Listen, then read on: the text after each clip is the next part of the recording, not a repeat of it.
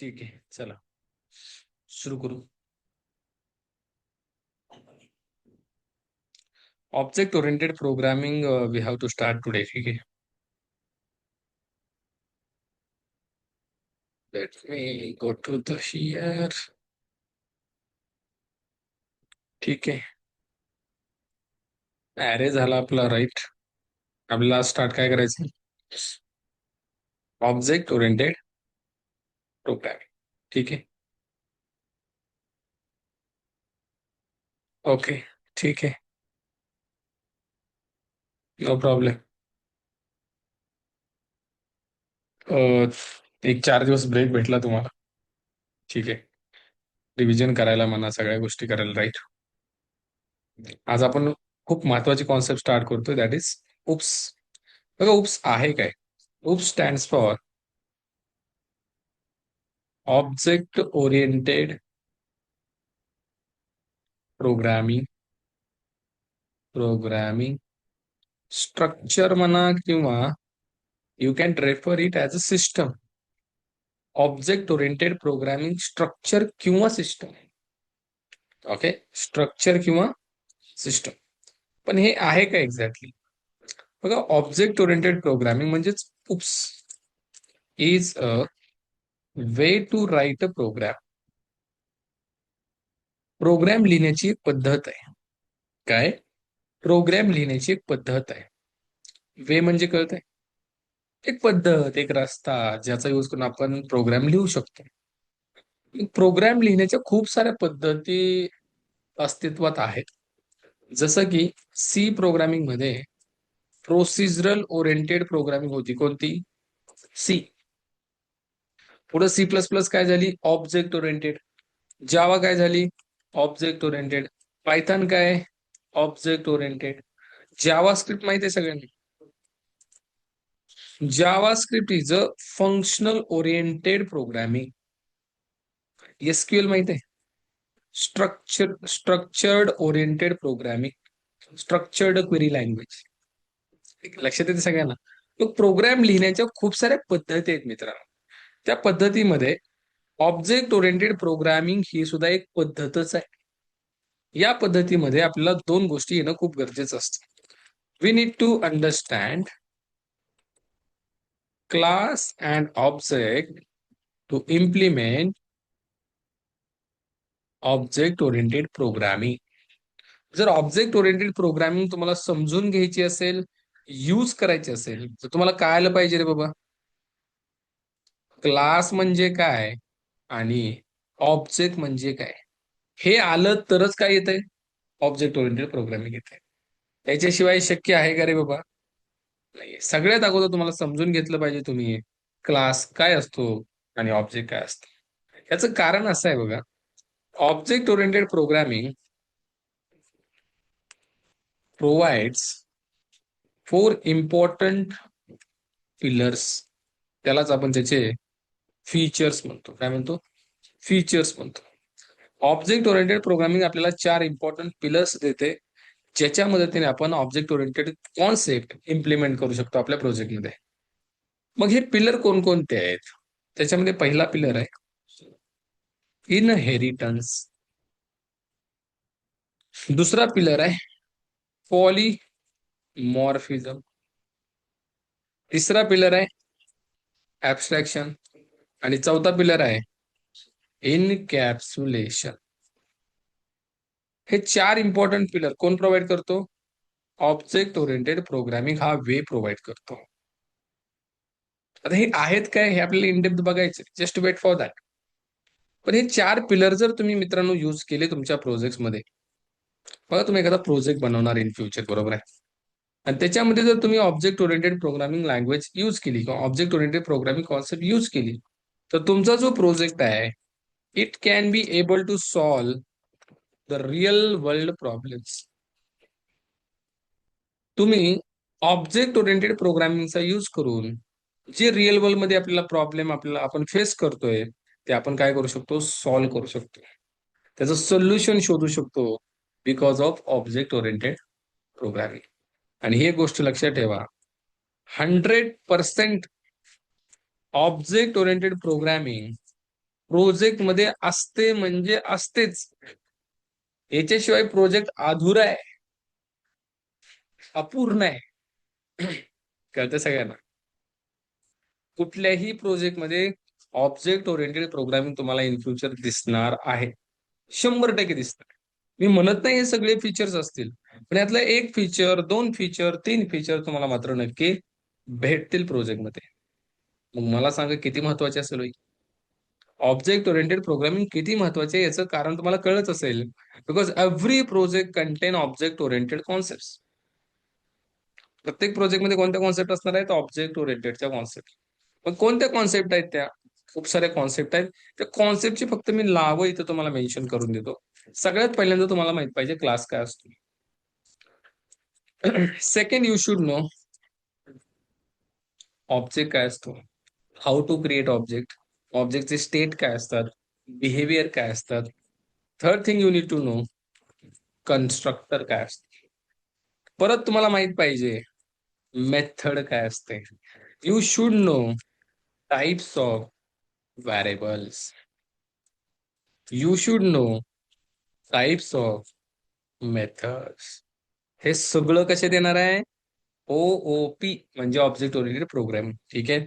Then you should know inheritance and its types.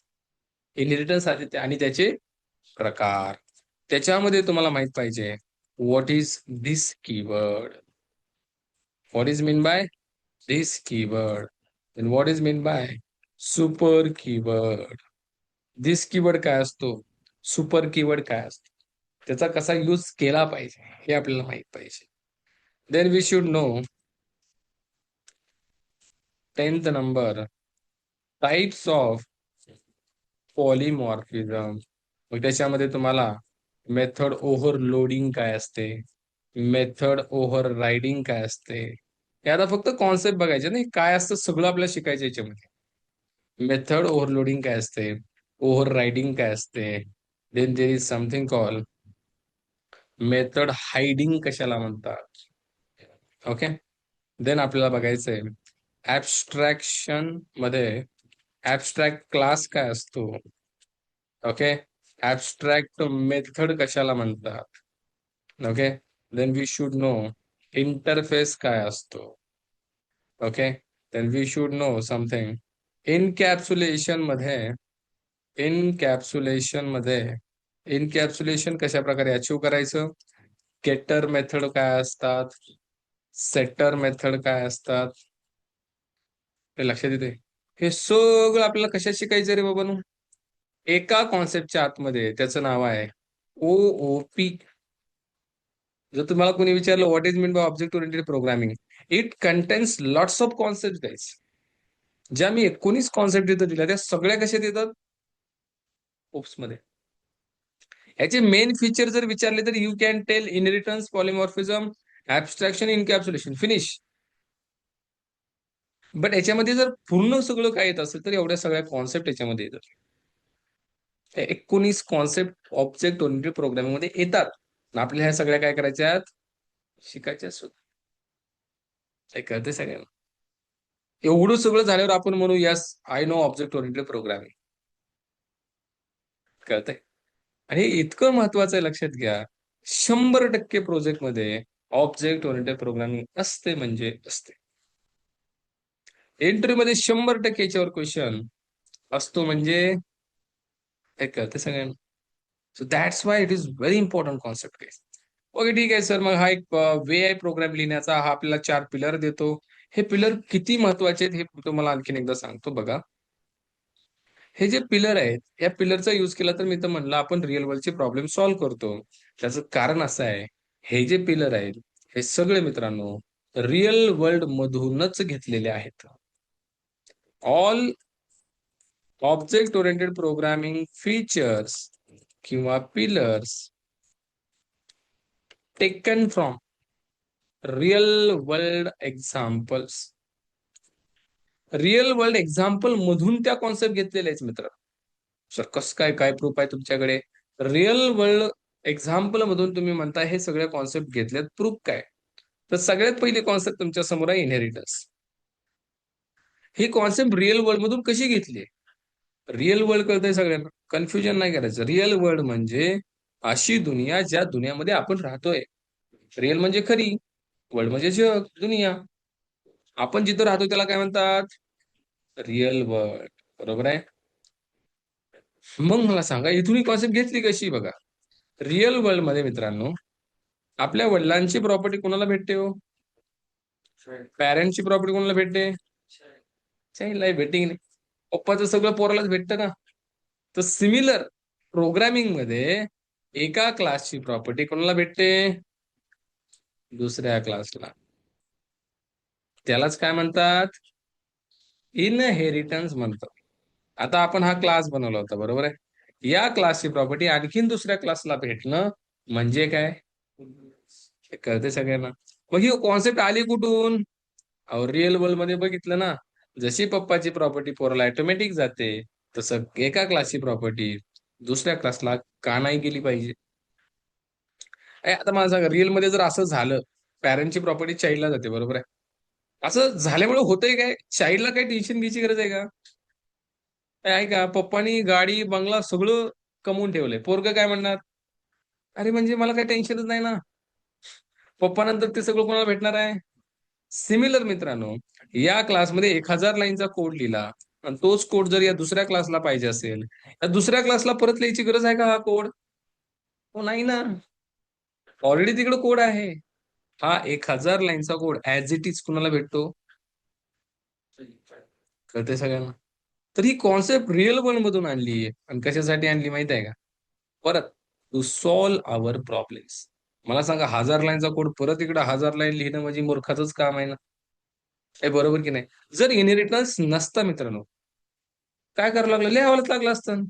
Option होता का दुसरा? There is any option guys? If there is no inheritance concept in Java or any programming language, तुम्ही काय केलं असतं? लिहिलं असतं सर, ऑप्शनच नाही ना. इकडे 1000 लाईनचा कोड, तोच कोड कुठं? इकडं. सर आम्ही कॉपी पेस्ट केला असता. मग ठीक आहे, तुम्ही कॉपी पेस्ट केला असता. 1000 लाईनचा कोड इकडचा as it is copy paste केला असता इकडे, बरोबर आहे. कॉपी पेस्ट केल्यावरचा प्रॉब्लेम सांगतो तो. तुम्ही ऍज इट इज हा कोड कॉपी पेस्ट केला, ठीक आहे. 1000 लाईनचा होता, 10,000 लाईनचा असता तर. सर मी 10,000 बी कॉपी पेस्ट केला असता, त्यात काय एवढं? 1 लाख लाईनचा. सर मी 1 लाख लाईनचा पण कोड कॉपी पेस्ट केला असता. आता ऐका सांग, तुम्ही 1 लाख लाईनचा कोड इकडचा आहे तसा कॉपी पेस्ट केला, इनहेरिटन्स नसता तर. आता मी म्हणलं, जो कोड तुम्ही 1 लाख लाईनचा इकडे कॉपी पेस्ट केलाय, त्याच्यामध्ये 60,000 ते 65,000 या लाईन नको आहेत मला. काय म्हणलं मी? 1 लाख लाईनचा कोड आहे. 60,000 ते 65,000 हा जो कोड आहे मला लागत नाहीये. तो कोड शोधा आणि काढून टाका. किती वेळ लागेल हो? किती वेळ लागेल? तुम्हाला लाईन बाय लाईन जावं लागेल मोजत. 60,000 लाईनला जावं लागेल, तिथून सगळ्या लाईन काय करायला लागते? रिमूव्ह. दुनियाभराची मनगड आहे. परत मी म्हणलं, नाही नाही नाही, आता परत मला 15,000 ते 20,000 हा कोडच नकोय. टाका काढून. परत दुनियाभराच्या भानगडी. मग इनहेरिटन्स मध्ये होतंय काय माहितीये का? 1000 लाईनचा कोड सगळा पाहिजे असेल तर सगळा घ्या. नसेल पाहिजे तर जेवढं पाहिजे तेवढं घ्या. ही कॉन्सेप्ट कोण सांगते आपल्याला? इनहेरिटन्स. हा म्हणत नाही सगळं घ्या. मला सांगा ना, रिअल लाईफ मध्ये पॅरेंट म्हणतात का पोराला सगळंच घे? काय म्हणतात? तुला पाहिजे तेवढं. आता पोरानं जर 2 BHK बांधला, पप्पाकडे 1 BHK असेल, घेईल का होतो? का म्हणून नाही ना पप्पा, सगळं मला भेटायलाच पाहिजे, म्हणेल का? नाही भेटणार आहे. So this is simple. Real life मधून समजून घ्या. पॅरेंटची सगळी प्रॉपर्टी चाइल्डला जाते, मान्य आहे. पण चाइल्डला जर नको असेल तर बळबळ जाते का? नाही सर. तसं या क्लासला याचा सगळा कोड नकोय, थोडाच पाहिजे, घे ना थोडा. कॉपी पेस्ट केल्यावर सगळाच येत आहे ना. हे कळतं सगळ्यांना. सो इनहेरिटन्स कॉन्सेप्ट आपल्याला अलाव करते की बाबा प्रॉपर्टी तुम्हाला पाहिजे घ्या, नकोय काही इश्यू नाही. कळतं सगळ्यांना. सो ही कॉन्सेप्ट घेतली कुठून? हे कळालं. हे रिअल वर्ल्ड मधून घेतली हे कळालं. का कुठून जादू झाली ना आली असं आहे? रिअल वर्ल्ड मधून आले मित्रांनो. जसं खऱ्या लाईफ मध्ये या गोष्टी होत आहेत, त्याच गोष्टी प्रोग्रामिंग मध्ये केल्या तर किती भारी होईल. खूप भारी होईल. हे कळतंय? कारण प्रोग्रामिंग आलीच कशाला हो? आपलंच प्रॉब्लेम सॉल्व्ह करायला आली ना कशाला? हे बरोबर की नाही? प्रोग्रामिंग केल्यामुळे आपले प्रॉब्लेम सॉल्व्ह होतात, हे क्लिअर मी पहिल्या सेशनला केलंय. प्रोग्रामिंगमुळे पैसे भेटतात हे मी पहिल्या सेशनला सांगितलं तुम्हाला. पैसे काय भेटतात? प्रॉब्लेम सॉल्व्ह होतात. म्हणून फोकस कशावर ठेवायचा? प्रॉब्लेम. पैसे ऑटोमॅटिक भेटतात. का पैशाच्या मागे गेल्यावर पैसे भेटतात? प्रॉब्लेम सॉल्व्ह केला पैसे भेटतात. मग प्रॉब्लेम सॉल्व्ह कशाने होतात? प्रोग्रामिंगने होतात. हे कळतंय? ऑब्जेक्ट ओरिएंटेड सारख्या कॉन्सेप्टने प्रॉब्लेम सॉल्व्ह होतात. म्हणून ही जी कॉन्सेप्ट आहे ना, ऑब्जेक्ट ओरिएंटेड प्रोग्रामिंग प्रत्येक प्रोजेक्टमध्ये यूज केली जाते. प्रत्येक प्रोजेक्टमध्ये. कारण तेवढी ताकद याच्यामध्ये आहे. आता सेकंड बघा, पॉलिमॉर्फिझम. सो ही कसं काय भानगड आहे? याचा रिअल लाईफचा काय संबंध आहे बघा. रिअल लाईफमध्ये मित्रांनो, आता तुम्ही लेट सपोज तुम्ही ह्युमन आहात. सपोज नाही आहातच. Everyone is human, right?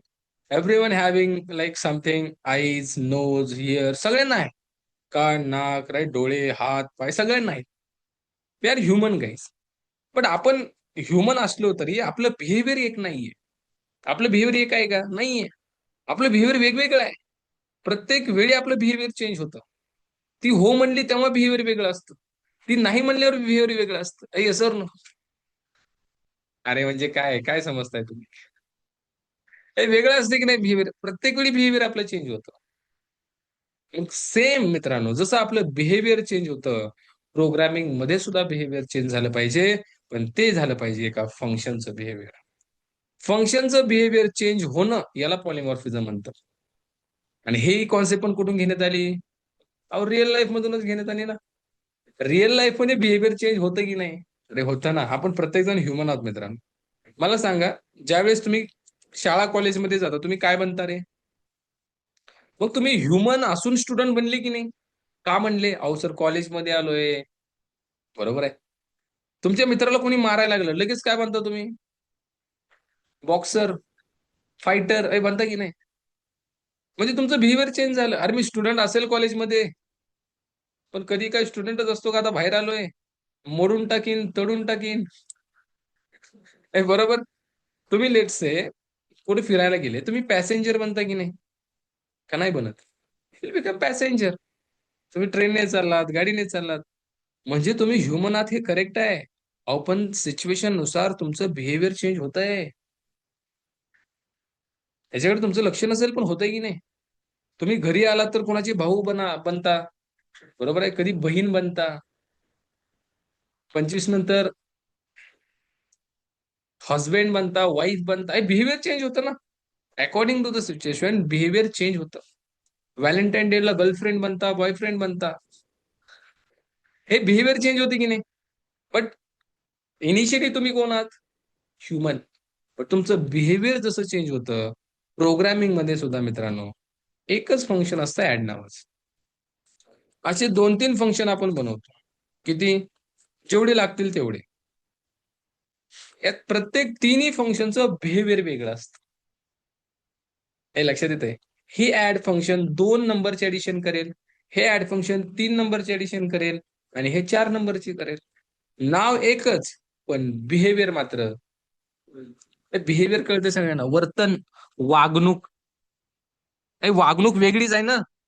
ऍडची वागणूक, पहिल्या ऍडची वागणूक आहे 2 नंबरची ऍडिशन, दुसऱ्याची 3 नंबरची ऍडिशन आणि याची 4 नंबरची ऍडिशन. नाव काय? तसं तुम्ही आहेत कोण? ह्युमन. नाव काय? एकच आहे ह्युमन. पण तुम्ही बदलता की नाही? बदलावं लागतं सर. व्हॅलेंटाईनला पण नाही बदलल्यावर मग कधी बदलायचं? म्हातारं झाल्यावर. मग तिथं राम म्हणायच्या ऐवजी लांब लांब होते. बदलायचं कधी? अरे मला सांगायचं काय कळालं सगळ्यांना? तात्पर्य कळालं सगळ्यांना. बोधकथा असते आणि शेवटी काय असतं? तात्पर्य. So polymorphism is also taken from where? Real world. त्यातूनच घेतलंय. आपल्यात चेंजेस व्हायला लागले. मग प्रोग्रामिंग मध्ये का नाही व्हायला पाहिजे? होणारच. Got it? तर ऍब्स्ट्रॅक्शनचा काय विषय? ऍब्स्ट्रॅक्शन रिअल वर्ल्ड मधून कसं काय घेतलंय हे सांगा बघा. हे 2 कळलं सगळ्यांना.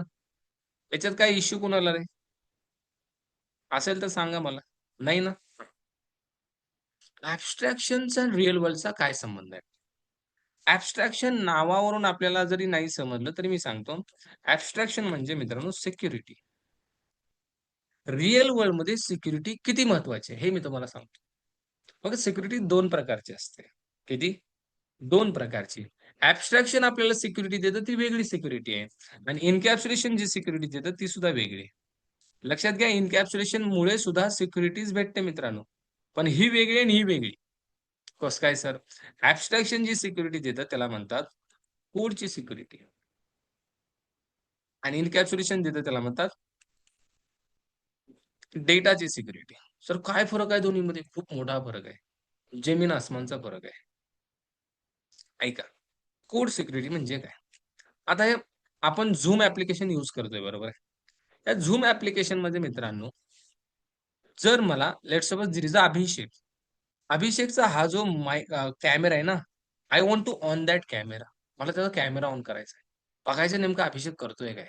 लेक्चरच करतोय का दुसरं काय चालू आहे? मला बघायचंय. मी करू शकतो का? There is no any option. आहे का माझ्याकडे ऑप्शन? की नाही, नाही याच्यावर क्लिक करा आणि चालू करा. नाही. पण मला सांगा, जर Zoom ॲप्लिकेशनचा कोड माझ्याकडे असता किंवा मला कोड भेटला असता, मी तो कोड चेंज केला असता, तर मला त्याचा ॲक्सेस भेटला असता की नाही? Yes or no? मग Zoomवाल्यांनी मला कोड दिलाय का हो? तुम्हाला दिलाय कोड? नाही दिला. अहो Zoomचं सोडा. यू नो Flipkart, Amazon हे सारखे ॲप्लिकेशन तुम्हाला माहीत आहेत. YouTube सारखे ॲप्लिकेशन तुम्हाला माहीत आहेत. तुम्ही Flipkartवर गेले आणि लेट्स तुम्हाला एखादं प्रॉडक्ट आहे. Let's say there is a headphone. हा हेडफोन आहे. हे मला सांगा, या हेडफोनची प्राइस मला चेंज करायची. Can I change the price guys? लईच वाटायली 799. हे फुल्ल 7 काढून टाकायचे मला, नाहीतर 99 काढून टाकायचे. ₹7 करायचे. हे पॉसिबल आहे का रे? Can I change this price? का नाही हो चेंज करू शकत? कारण याचा कोड माझ्याकडे नाहीये. मी डेव्हलपर आहे. मी आता शिकलोय प्रोग्रामिंग. मी करू शकतो ना. प्रोग्रामिंगमध्ये जायचं आणि 799 ला चेंज करायचे ₹7. याचा जर कोड भेटला तर नाही का होणार? अहो, होणार ना. ते होणार की नाही? ई-कॉमर्समध्ये तिने काय केलं असणार आहे? प्राइस सेट केली 799. तिथे जाऊन मी काय करणार? ₹7 करणार. पण कधी? जेव्हा मला याचा काय भेटेल? मग हा कोड पब्लिकली अवेलेबल आहे का हो? झाल्यावर काय होईल हो? काय बोलताय सर झाल्यावर काय होईल? वाट लागेल Flipkartची. घरावर जेवढी पत्रे आहेत तेवढे बी विकावे लागतील. हे वाट लागेल की नाही? म्हणजे सिक्युरिटी ब्रेक होईल मित्रा. अरे कुणीही उठलं-सुटलं धड-धड, धड-धड ऑर्डर देईल की बोट-बोट. iPhoneची ऑर्डर टाकेल. सगळ्या प्राइस चेंज झिरो करेल. कशाला ₹7 तरी? हे ठेवेल की नाही मला सांगा? म्हणजे याचा कोड मित्रांनो सिक्युअर झालाय. काय झालाय? Flipkart रिअल लाईफचंच एक्झाम्पल आहे ना. जर सिक्युरिटी ब्रेक झाली, तर काय होईल हो? अनएक्सपेक्टेड गोष्टी घडतील, ज्या की कुणी एक्सपेक्ट केल्या नसतील. Flipkartचं दिवाळं निघेल. त्याच्यामुळे सिक्युरिटी किती महत्त्वाची आहे आणि ती सिक्युरिटी जर तुमच्या प्रोजेक्टमध्ये तुम्हाला पाहिजे असेल, तर कोणती कन्सेप्ट आहे? कशाची सिक्युरिटी? कोडची. असा कोड जो नॉर्मल युजरला गरजेचाच नाहीये. हे आहे का गरजेचं आहे? प्राइस चेंज करायचा कोड तुम्ही स्वतःचं ॲप्लिकेशन असेल, तर हा कोड तुम्ही द्याल का रे दुसऱ्याला? नाही देणार, बरोबर की नाही? Flipkartवाल्याने दिलाय का? तुम्ही द्याल का? तुम्ही पण नाही देणार. तुम्ही म्हणा, "अरे बाबा, हे प्राइस तुला कशाला पाहिजे? तुला पाहिजे काय? फोटो बघ, बरोबर? ह्याचे फीचर्स बघ, नाव बघ, याचे रिव्ह्यूज बघ. जे लागतंय ते द्या. जे लागत नाही ते, त्याला काय म्हणतात? ॲब्स्ट्रॅक्शन. कशाला म्हणतात? जे लागतंय ते आणि जे लागत नाही ते सिंपल आहे. आहे बरोबर की नाही? रिअल लाईफमध्ये असंच असतं ना. ज्या गोष्टी लागतात त्याच आपण घेतो. ज्या लागत नाही त्या, त्या घेता तुम्ही. आता तुम्ही मुलं आहेत. तुम्हाला ज्या गोष्टी लागत नाहीत, ते घेता का तुम्ही? मुलींना ज्या गोष्टी लागत नाही, ते घेतील का? नाही घेणार. हे सिंपल कळतंय सगळ्यांना. जे लागतंय ते घेणं, जे लागत नाही ते त्याला काय म्हणतात? फिनिश. मग हे प्रोजेक्टमध्ये का गरजेचं आहे कळालं तुम्हाला? जर ॲब्स्ट्रॅक्शन नसेल, सिक्युरिटी ब्रेक होईल. तुम्ही सगळंच देऊन टाकलं. लागतंय ते पण दिलं, नाही लागत ते पण दिलं. राडा होऊन जाईल ना. आता Zoom ॲप्लिकेशनने मला यांचा कॅमेरा ऑन करायचा ऑप्शन दिलाय का? का नाही दिला? Zoomला माहीत आहे हे गरजेचंच नाहीये. काय तुला करायला शिकवू ना. तुला माईक कॅमेरा चालवून काय करायचंय? फक्त शिकवायचं काम आहे ना. म्हणजे माझंच नाहीये. प्रत्येक ट्युटरला दिलाय का ऑप्शन? का का नसेल दिला? काम काय तुमचं शिकवायचं. तुम्हाला कॅमेराशी काय घेणं-देणं आहे? म्हणजे हे गरजेचं आहे का? गरजेचं काय माहिती का? स्क्रीन शेअर झाली पाहिजे. माझा स्वतःचा कॅमेरा ऑन झाला पाहिजे. स्वतःचं करणं करायचं असेल तर. माईक चालू झाला पाहिजे, चॅट झाला पाहिजे, राइट? कळतंय सगळ्यांना. सो जे लागतंय ते दिलंय, जे लागत नाही ते नाही दिलं. त्यालाच म्हणतात ॲब्स्ट्रॅक्शन. आता हे झालं कोडच्या बाबतीत. सो ठीक आहे, मग हे पण रिअल वर्ल्डमधूनच घेतलं समजलं. एन्कॅप्सुलेशनचा विषय काय? एन्कॅप्सुलेशन ही कन्सेप्ट सुद्धा रिअल वर्ल्डमधूनच घेतली मित्रांनो. कशासाठी? डेटा सिक्युअर करण्यासाठी. कोड सिक्युअर करणं वेगळं, डेटा सिक्युअर करणं वेगळं. आता डेटाचं एक्झाम्पल सांगतो तुम्हाला. डेटा किती महत्वाचा आहे पोरांनो, तुम्हाला सांगतो. प्रत्येकाला प्रत्येकाचं Instagram अकाउंट आहे. प्रत्येकाचं आहे. कोणाचं नाही असं नाहीये. प्रत्येकाचं आहे. मला सांगा तुमचं Instagram अकाउंट आहे. ज्यावेळेस तुम्ही अकाउंट बनवलं त्यावेळेस तुम्हाला तिथं युजर नेम आणि पासवर्ड विचारला असेल. आहे बरोबर? मग तुमचा युजर नेम, पासवर्ड किती महत्वाचा आहे हो? तुम्हाला सर काय महत्वाचं आहे? काहीच नाही. घेऊन टाका तुम्हाला. असं म्हणाल का तुम्ही? काही म्हणाल का? कोण आहे का? सर माझा युजर नेम, पासवर्ड देऊ का? घ्या. काय त्याला त्यात काय एवढं? असं आहे का कोणी? कोणीच नाहीये. तुमची स्वतःची प्रायव्हसी त्या ठिकाणी लीक होते. काय बरोबर की नाही? तुम्ही कोणत्या रील बघता लगेच कळेल मला. काय बरोबर की नाही? तुमचा युजर नेम, पासवर्ड दिल्यावर तुमच्या रील्स मला येतील की नाही? मला लगेच कळेल. तुम्ही कोणासोबत चॅट करता लगेच दिसेल मला. नसेल करत हा भाग वेगळा. आहे बरोबर. पण युजर नेम, पासवर्ड जर तुमचं लीक झालं, हॅक झालं, प्रॉब्लेम होईल की नाही? काय वाटतं होईल की नाही? आता काय जमलं असेल मी चॅटच करत नाही, काहीच नाही. घ्या, घ्यायचं असेल घ्या. बरं ठीक आहे. मी तुझा युजर नेम, पासवर्ड घेतला. मी युजर नेम, पासवर्ड घेऊन तुझ्या अकाउंटने लॉगिन केलं. क्रेडेन्शियल कुणाचे? तुझे. आणि जर मी त्या अकाउंटवरून एखादी अशी पोस्ट केली ज्याने आग लागावी. आग लागावी म्हणजे भांडणं लागावी. कोणावर जाणं सगळं? कोणाचं अकाउंट आहे? अकाउंट कोणाचं आहे? युजर नेम, पासवर्ड तुझा आहे. पोलीस कोणाच्या घरी येणार? पोस्ट मी केली, पण घरी कोणाची येणार? हे कळतंय? पण युजर नेम, पासवर्ड लीक झाल्यानंतर मित्रांनो खूप मोठ्या रिस्क आहे. खूप मोठं त्या ठिकाणी अनएक्सपेक्टेड गोष्टी घडण्याचे चान्सेस आहेत. कळतंय? तुमच्या अकाउंटवरून कोणीतरी कमेंट केली कोणाच्या व्हिडिओखाली, चुकीची कमेंट केली. डायरेक्ट मुख्यमंत्र्यांच्या पेजवर गेले आणि त्यांच्या व्हिडिओखाली चुकीची कमेंट करून दिली. खूप मोठी लट. नाव कोणावर येणार? ज्याचं ते अकाउंट आहे त्याच्यावर. आणि Instagramच्या डेटाबेसला तुमचं फक्त युजर नेम, पासवर्ड नाहीये. तुमचा प्रत्येक मूव्हमेंट त्या ठिकाणी आहे. तुमचे मित्र कोण आहेत? तुम्ही Instagram Play Storeला ओपन करा. तुम्हाला सांगतो. आणि त्याच्यामध्ये सगळ्यात शेवटी गेल्यानंतर अबाउट असमध्ये जा Instagramच्या. तिथं तुम्हाला दिसेल Instagram तुमचा काय-काय डेटा घेतोय. सगळं घेतोय मित्रांनो. तुमचा मॅप माहीत आहे. तुम्ही आता सध्या कुठे आहेत ते सुद्धा Instagramला माहीत आहे. तुम्ही सध्या कुठे आहेत ते सुद्धा माहीत आहे. तुमचे कॉन्टॅक्ट किती आहेत ते सुद्धा माहीत आहे. तुमच्या नावावर लोन किती आहे ते सुद्धा माहीत आहे. तुमच्या मोबाईलमध्ये फोटोज किती आहेत, कोणाचे आहेत, सगळं माहीत आहे त्याला. तर काही पण सांगताय एवढं अरे माहीत आहे. तुम्ही जाऊन चेक करा एकदा. Instagram, Facebook सारखे ॲप्लिकेशन आपली फार कुंडली त्यांना माहीत आहे. मग जर तुमच्या अकाउंटवरून काय आक्षेपार्ह गोष्टी झाल्या, तर घरी तुमच्या पोलिसच येणार, तुमचेच येणार ना. का ज्यांनी केले त्याचे येणार. त्यांना काय घेणं-देणं कुणी काय करेना. मग तुमचा युजरनेम, पासवर्ड हॅक होणं कितपत योग्य आहे? राडा होणार की नाही.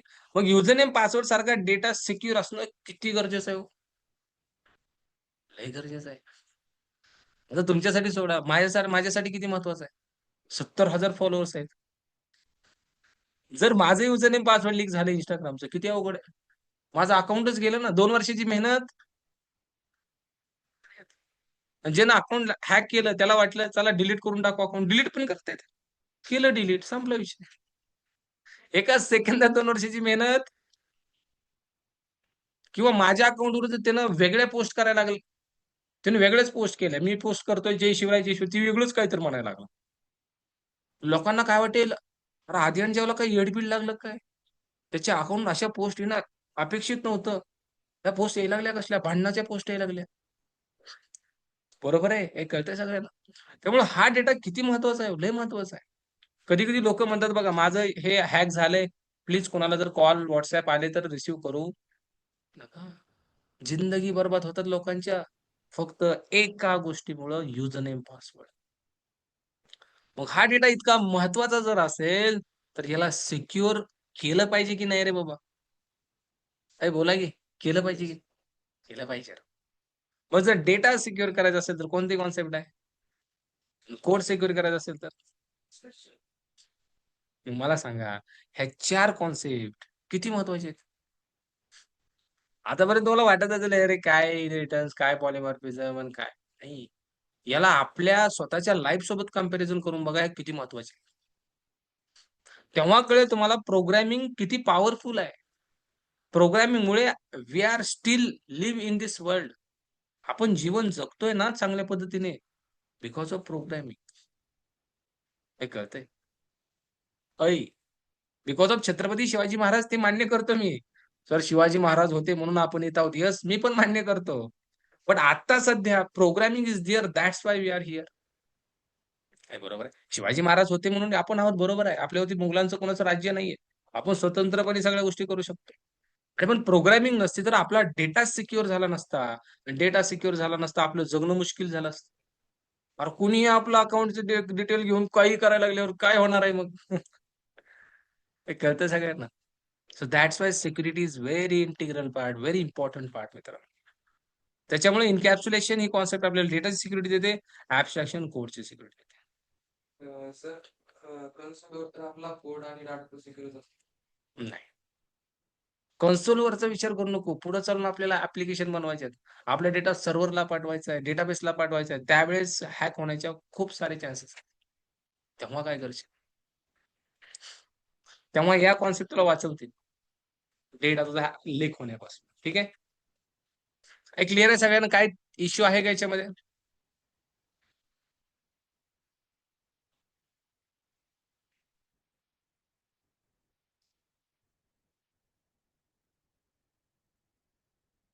Okay.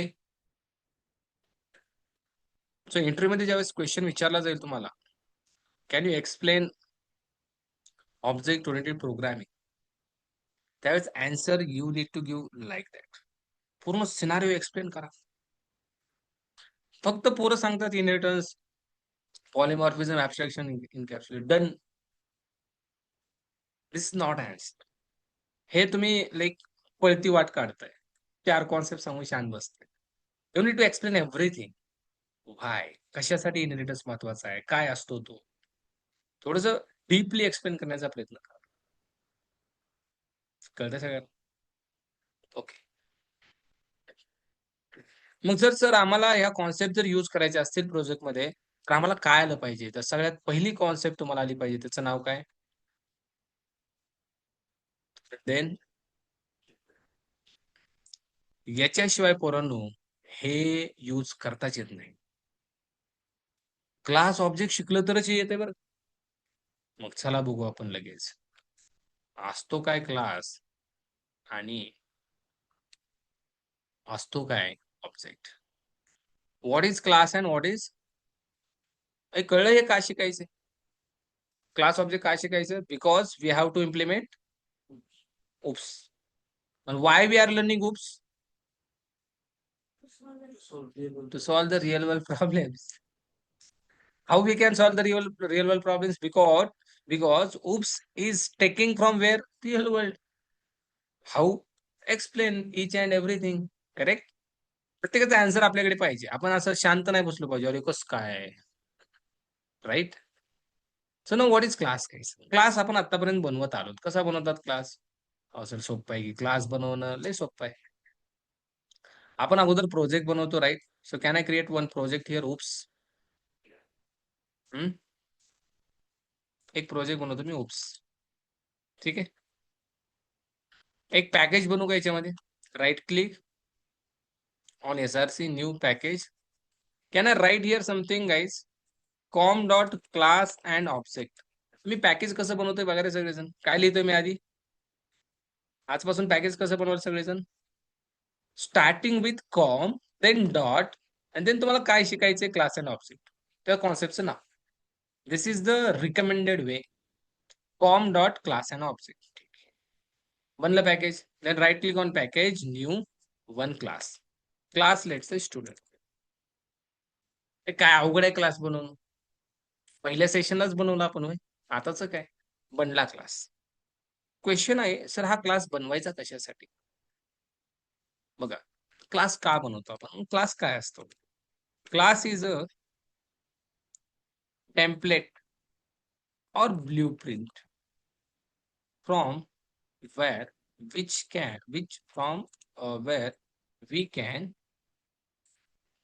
we can create the objects. And look at this, what I'm saying very carefully. Class is a template or blueprint from where we can create what? Objects. Class हा एक टेम्पलेट असतो किंवा ब्ल्यूप्रिंट असतो. आता template blueprint समजण्यासाठी मी आणखीन एक definition लिहितो. Class is a logical entity which does not exist in real world. बघा, आता हे दोन शब्दांतून तुम्हाला लगेच आयडिया येईल हे काय भानगड आहे. Class is a logical entity which does not exist in the, म्हणजे खऱ्या जगामध्ये क्लास नसतो. खऱ्या जगामध्ये क्लास सर कसं काय नसतो? Guys, if I talk about student, क्लासचं नाव काय? मला सांगा, खऱ्या जगामध्ये स्टुडंट नावाचं कोण आहे का? बोला रे, आहे का कोण? आता इथे एवढे जण आहेत, 18 जण आहेत. मला A student please come on, फक्त म्हणलं ए स्टुडंट, कोण मला म्हणेल रे बोला सर? कोणीच नाही. बिकॉज इथं कोणाचं नाव स्टुडंट असं आहे का? नाहीये. पोरं म्हणतील सर नाव घ्या की माझं अभिषेक नाव आहे, एवढं भारी घ्या ना नाव. आकांक्षा बोला, भागवत बोला, हे बरोबर आहे. नाव घ्या ना. स्टुडंट नावाचं काय आहे का? नाहीये. मग स्टुडंट नावाचं आहे काय? त्या सगळ्यांना 18 जणांना एक नाव दिलंय. त्याचं नाव काय? स्टुडंट्स. मग स्टुडंट नावाचं असं पर्टिक्युलर काय आहे का रे? हे बोला की. नाहीये. किती विचार करा तुम्ही, आहे का रे? नाहीये. त्यालाच क्लास म्हणतात. स्टुडंट नावाचं काही नाहीयेच. त्यालाच काय म्हणतात? Logical entity. रिअल वर्ल्डमध्ये नसतो. त्यालाच काय म्हणतात? टेम्पलेट और ब्लूप्रिंट. आणखीन एक एक्झाम्पल. मला सांगा, तुम्ही आता लेट्स से जॉबला लागले, चांगले पैसे कमवायला लागले. मग तुम्ही काय म्हणतात? आम्हाला घर बांधायचंय. स्वतःचं घर बांधायची इच्छा असते प्रत्येकाची. ड्रीम असतं, बरोबर आहे. मग तुम्ही ज्यावेळेस घर बांधता मित्रांनो, तुम्ही इंजिनिअरकडून काय करता घराचा? नकाशा काढता की नाही? त्यालाच ब्लूप्रिंट म्हणतो आपण. तुम्ही त्याला विचारून सांगता, मला इथं हॉल पाहिजे, मला इकडं किचन पाहिजे, बेडरूम पाहिजे, 2 बेडरूम पाहिजे इकडे, राइट? इकडं बाथरूम, वॉशरूम पाहिजे मला. हे असा नकाशा काढता तुम्ही. आणि तो नकाशा तुम्हाला कागदावरती देतो. असा-असा नकाशा असेल. मला सांगा, हे जे तुमचं घर आहे, हे अस्तित्वात आहे का हो? तरी पण तुम्ही काय म्हणताय, "हे माझं घर आहे." हे म्हणता की नाही सांगा मला? Yes or no? आपण म्हणतो हे माझं घर आहे. पण ते घर अस्तित्वातच नाही ना. हे दिसतंय का तुम्हाला असं मोठ्या डोळ्यांनी? इथं किचन आहे, इथं हॉल आहे, दिसत नाही. तुम्ही फक्त म्हणता हे माझं घर आहे. घर बनणार आहे कधी इन फ्युचर. पण तरीही तुम्ही त्याला काय म्हणता? म्हणजे रिअलमध्ये जे अस्तित्वातच नाही, त्याला काय म्हणतात? क्लास. तसं स्टुडंट नावाचं काय आहे का हो? आपण म्हणतो अभिषेक इज अ स्टुडंट. आपण स्टुडंट नावाचं काय आहे का? नाहीये. आपण म्हणतो धिस इज माय होम. पण होम आहे का? नाहीये. हे कळतंय सगळ्यांना? जे अस्तित्वात नसतं, त्याला क्लास म्हणतात. माझा प्रश्न आहे, हा बनवला का जातो? नाही का? हा याच्यासाठी बनवला जातो प्रोग्रामिंगमध्ये. त्याचं कारण आहे, class can content variables, methods and constructors. क्लासमध्ये मित्रांनो व्हेरिएबल्स असतात, मेथड्स असतात आणि काय असतात? एवढंच नसतं. क्लासमध्ये आणखीन नेस्टेड क्लासेस पण असतात. काय असतात? हे पुढे बघू आपण. क्लासमध्ये ब्लॉक्स पण असतात. काय असतात? ब्लॉक्स सुद्धा असतात. हे नेस्टेड क्लास ब्लॉक मी पुढे सांगेल. पण हे सगळं क्लासमध्ये असतं. आणि हे सगळं जर तुम्हाला लिहायचं असेल, वापरायचं असेल, तर you have to create what? Class बनवावाच लागेल. मग क्लास जेव्हा बनवतो आपण, त्यावेळेस आपण त्याच्यापासून काय बनवतो मित्रांनो? ऑब्जेक्ट. आता बघा, स्टुडंट नावाचा क्लास आहे, जो की रिअलमध्ये आहे का? नाहीये. पण मित्रांनो, स्टुडंटचे ऑब्जेक्ट मात्र काय असतात? रिअलमध्ये असतात. जसं की Who is Abhishek? Abhishek is a object of student class. Then there is something Akanksha. Akanksha is a what? Object of student class. हे कळते सगळ्यांना? मला सांगा, Abhishek is present or not? Exist or not? Exist. Akanksha is exist or not? Exist. But student is exist? No. So can we say, guys, object is a physical entity? It present in real world? Yes or no? Class real world मध्ये present नसतो, हा logical entity असतो. पण object हा real मध्ये is that simple. काय अवघड आहे का क्लास ऑब्जेक्ट? नथिंग. जे असतं रिअल मध्ये तो ऑब्जेक्ट, नसतं तो क्लास. कळतंय? ठीक आहे. मग सर आकांक्षा आहे, अभिषेक आहे रिअल मध्ये. मग जर हे रिअल मध्ये असतील तर यांना काही मेमरी स्पेस लागेल की नाही? हो, स्पेस लागेल की नाही? आता सिंपली बॉटल आहे. This bottle is taking some space or not? ही स्पेस घेते. मग ती सजीव असो निर्जीव असो, जर एखादी गोष्ट स्पेस घेत असेल तर त्याला काय म्हणायचं? ऑब्जेक्ट. तर अभिषेक आकांक्षा टेकिंग स्पेस. सो हे ऑब्जेक्ट आहेत आणि ऑब्जेक्ट काय करतात? Object required memory for what? Execution. ऑब्जेक्टला मेमरी लागते मित्रांनो. हे मला सांगा, क्लासला मेमरी लागेल का? संबंधच नाही ना. जो रिअल मध्ये नाहीच त्याला कशाला मेमरी लागेल? आता स्टुडंट नाहीच, तो कशाला स्पेस घेईल? हे घेईल का? Class does not required memory for execution. त्याला मेमरी लागणारच नाही. अहो तो नाहीच ना. असला जर लागली असती ना, तो नाहीच रिअल मध्ये. बरोबर आहे, पण ऑब्जेक्ट आहे की नाही? आहे. मग सर हा जो ऑब्जेक्ट आहे, हा बनवतात कसं? क्लास तर शिकलो ना आम्ही. हे काय क्लास? तर राईट क्लिक ऑन पॅकेज आणि बनला क्लास. क्लास कीवर्ड वापरून. बरोबर आहे. ऑब्जेक्ट कसा बनवतात? ऑब्जेक्ट बनवण्यासाठी हे बघा, मेन मेथड बनवली. ऑब्जेक्ट बनवण्यासाठी we have to follow the syntax. बघा सिंटॅक्स कसा आहे.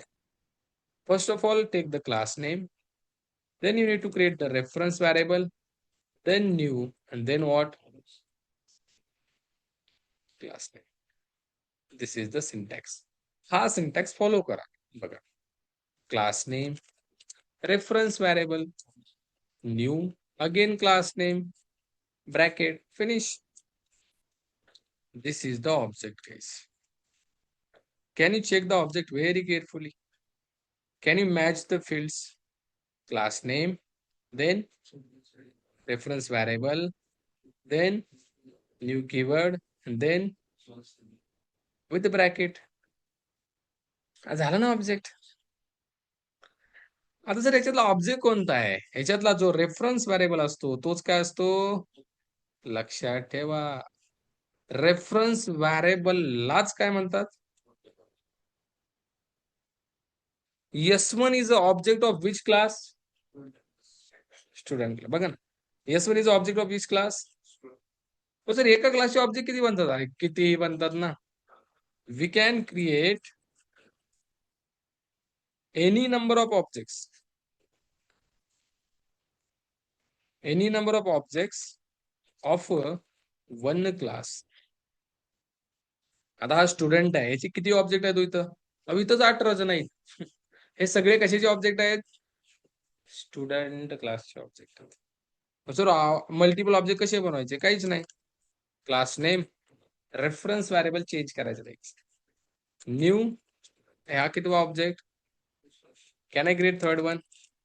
Student. S3 equal to new, हा कितवा object? So total how many objects I have created? S1, S2 and कळतंय? 3 ऑब्जेक्ट बनवले मी. असे किती बनवता येतात? किती? 100, 200, 500, lakh. Lakh student, lakh object. Lakh employee, lakh object.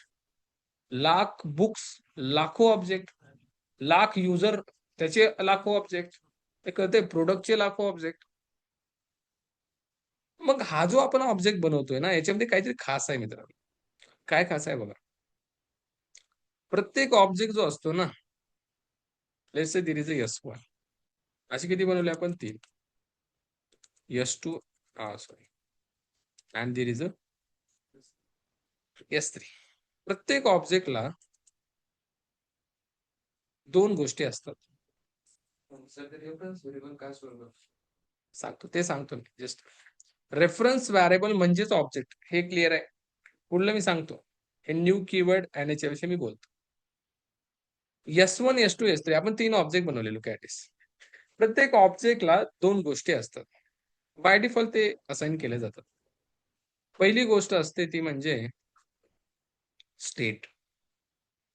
आणि दुसरी गोष्ट म्हणजे बिहेवियर. हे काय असतं रे? प्रत्येक ऑब्जेक्टला स्टेट असतं आणि प्रत्येक ऑब्जेक्टला बिहेवियर असतं. म्हणजे सगळ्यांसाठी असं बरं का. याला पण स्टेट आणि याला पण परत याला पण स्टेट, याला पण प्रत्येकाला असतं ते, प्रत्येकाला. तुम्ही 100 ऑब्जेक्ट बनवा, 100 ऑब्जेक्टला स्टेट आणि बिहेवियर असणार. 100 ऑब्जेक्ट लक्षात ठेवा. याला पण असणार आणि याला पण असणार. ओके, सिमिलरली याला पण असेल आणि याला पण असेल. ठीक आहे, ओके. सॉरी. प्रत्येक ऑब्जेक्टला स्टेट आणि बिहेवियर असणार. स्टेट म्हणजे वेगळं काही नाहीये. स्टेट म्हणजे व्हेरिएबल्स, डेटा. आणि बिहेवियर्स म्हणजे मेथड्स.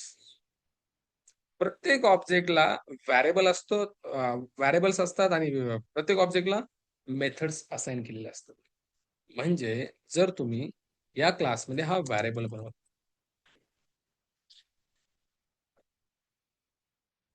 हा आयडी व्हेरिएबल S1 साठी पण आयडी हा व्हेरिएबल ऍक्सेसेबल असणार, S2 साठी पण आणि S3 साठी पण.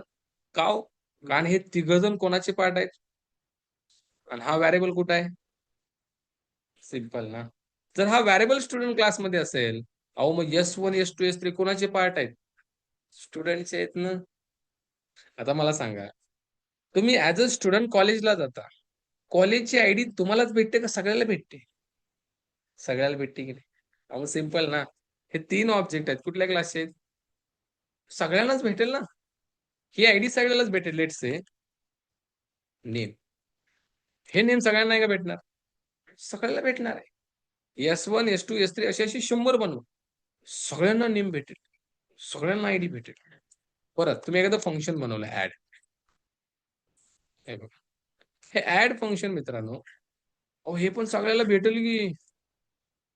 S1 ला पण हे फंक्शन मेथड भेटेल. S2 ला, S3 ला सगळ्यांना भेटणार आहे.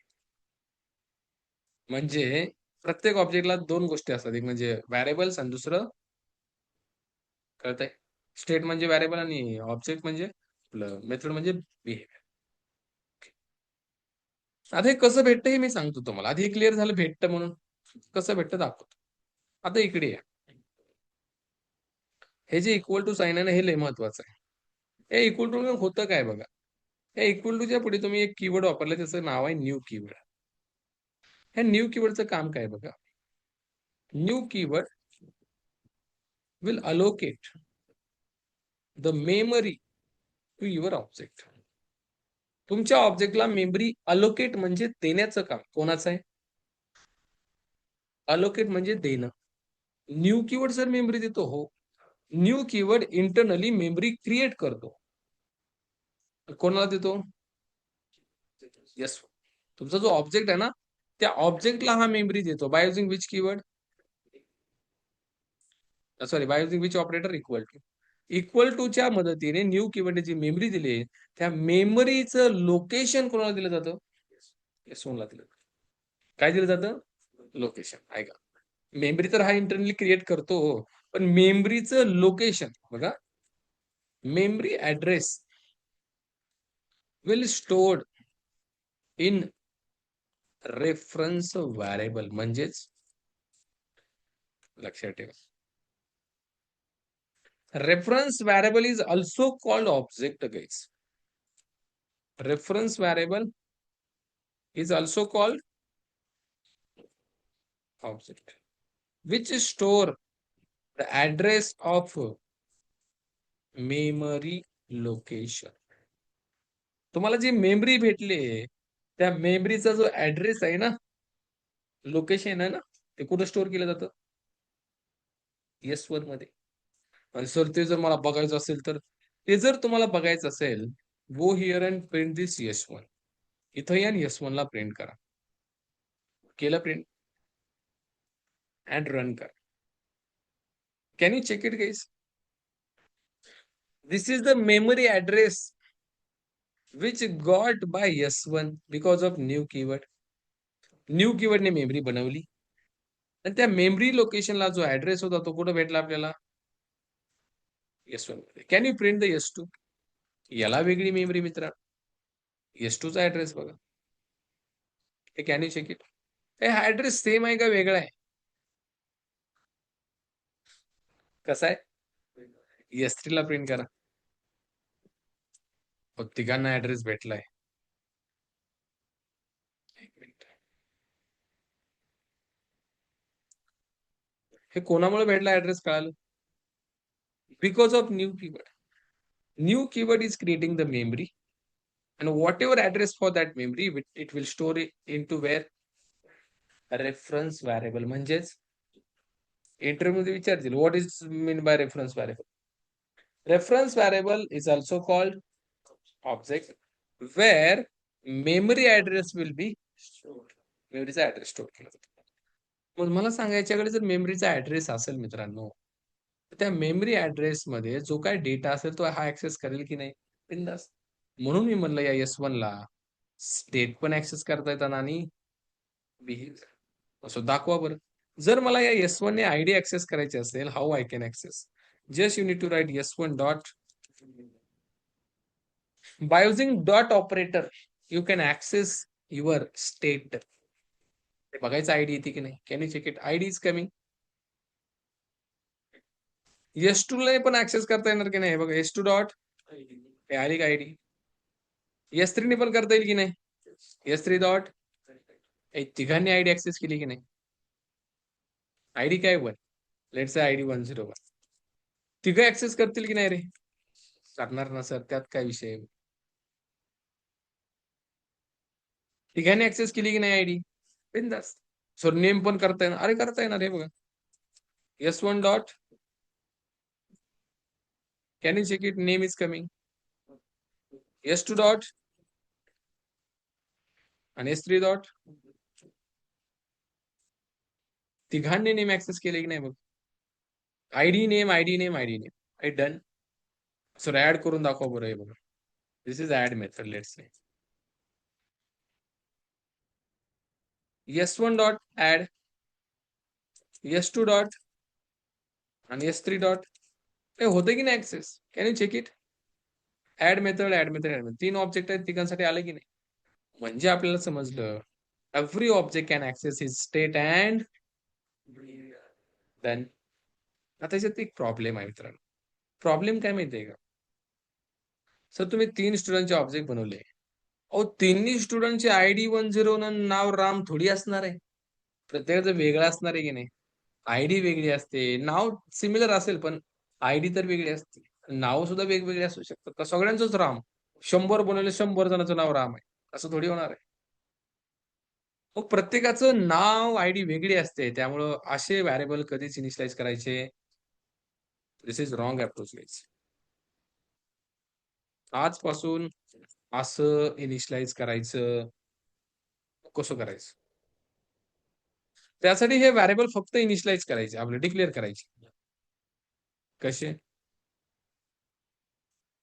याला व्हॅल्यू आहे का? याला व्हॅल्यू नसते. म्हणजे याला कसली व्हॅल्यू असते? डिफॉल्ट. याच्यात काय असेल आणि याच्यात काय असेल हे कळतंय? याच्यात नल असणार आहे. आणि आता जर ऍक्सेस केलं कॅन केलं सगळीकडे काय आलं? 0 नल, 0 नल, 0 नल. मग सर याला व्हॅल्यू कशी द्यायची? याला व्हॅल्यू द्यायची प्रत्येक ऑब्जेक्टच्या मदतीने. S1 ला द्यायची ना, लिहा S1 dot 101, S1 dot name. Can you check it? This is the right initialization. आता हा डेटा फक्त कोणाला जाणार? का एस टू ला पण जाणार? नाही ना. एस टू ला वेगळा डेटा आहे बघा, 102 अँड Akash. Can you check it? Sorry, एस3 ला पण वेगळा. एस3 डॉट आय डी 103 आणि एस3 डॉट नेम प्रकाश. हे प्रत्येकाचा डेटा वेगळा आहे का सेम आहे रे बाबा? सर वेगळा आहे. आणि प्रिंट केल्यावर वेगळा येणार का सेम येणार? हे बघा, 101 राम, 102 आणि 103. कळतंय सगळ्यांना?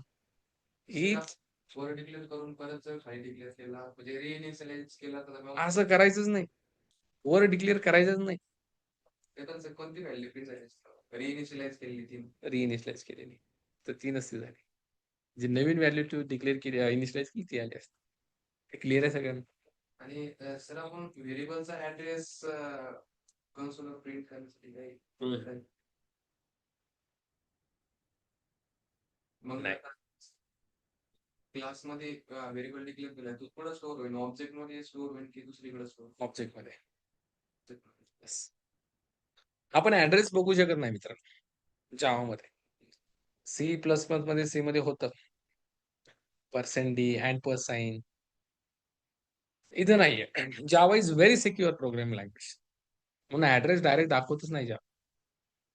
तसं आपण आता वरचे जे रॉम अप्रोच जो वापरला होता तिथं मग कोणत्या स्टोअर ऑब्जेक्ट मध्ये स्टोअर होईल व्हेरिएबल तो आपण वर डिक्लेअर केला ना हा, पण सगळ्यांसाठी याच्यामध्ये पण स्टोअर होणार, याच्यामध्ये पण, याच्यामध्ये पण, सगळ्यांसाठी असतो ना.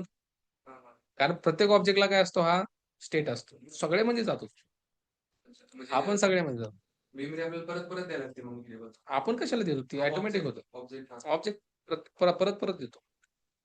आता पण देतोय ना. हे आयडी आहे ना. हे आयडी आणि नेमची मेमरी कोणाला भेटली? या आयडी आणि नेमची, या आयडी नेमची असते प्रत्येकाची भेट. ठीक आहे. So this is right initialization. जेणेकरून काय होईल? डेटा वेगळा जाईल. हे कळते सगळ्यांना? म्हणजे प्रत्येक ऑब्जेक्टला काय असतात? स्टेट आणि audit. Class object done, oops done. झालं की उप्स काय मग? Oops done or not? Any question guys?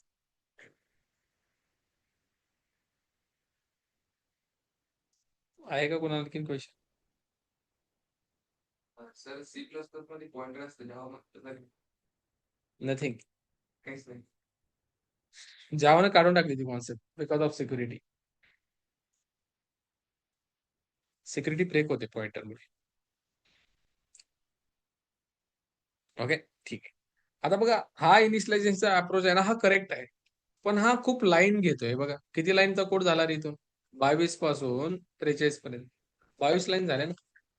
हे फक्त किती ऑब्जेक्ट साठी? 300 ऑब्जेक्ट बनवल्यावर किती लाईन लिहाव्या लागतील? अरे दुनियाभराच्या लाईन लिहाव्या लागतील. याला कसं कमी करायचं? याला कमी कसं करायचं? त्यासाठी मित्रांनो, we have to learn one concept and that is called